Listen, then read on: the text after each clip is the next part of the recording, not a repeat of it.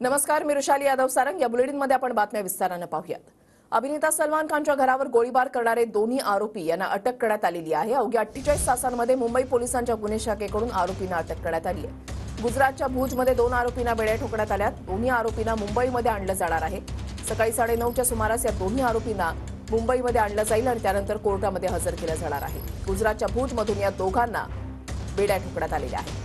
कृष्णा सोनारवाडकर आमचे प्रतिनिधी आमच्या सोबत आहेत। अधिक माहिती जाणून घेणार आहोत। कृष्णा, 2 आरोपींना 48 तासांमध्ये अटक करण्यात आली आहे। मुंबईमध्ये आणलं जाणार आहे, कोर्टात हजर केलं जाईल।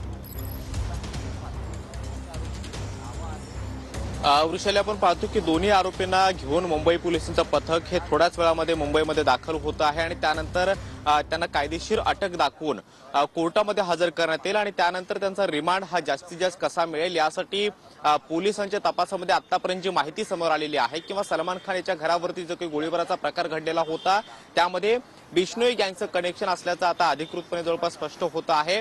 त्यामुळे या आरोपींची कस्टडी ही जास्तीत जास्त कशी मिळेल याकडे पोलिसांचं लक्ष असणार आहे आणि त्यानुसार किला कोर्टामध्ये त्यांना हजर केलं जाऊ शकतं आणि याच विषयावरती मुंबई पोलीस दलातील वरिष्ठ पोलीस अधिकाऱ्यांच्या माध्यमातून अधिकृत पत्रकार परिषद घेऊन या सगळ्याबाबतचा खुलासा किंवा माहिती जी आहे ती सुद्धा प्रसार माध्यमांना दिली जाण्याची शक्यता आहे।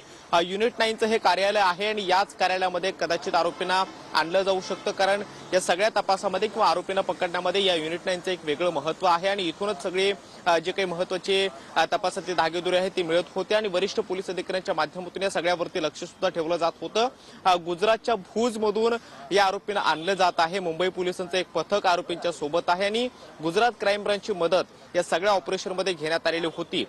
पनवेलमध्ये महिनाभरापासून हे दोन्ही आरोपी होते त्या घरमालकाची आणि त्यांना बाईक प्रोव्हाइड करणाऱ्यांची किंवा त्यांनी जिथून विकत घेतली आणि स्थानिक पातळीवरती जिथे जिथे आरोपींनी मदत घेतली त्या लोकांची सुद्धा चौकशी ही पोलिसांकडून अद्यापही सुरूच आहे। मात्र ह्या 2 महत्वाच्या आरोपींना अटक करण्यात आलेली आहे।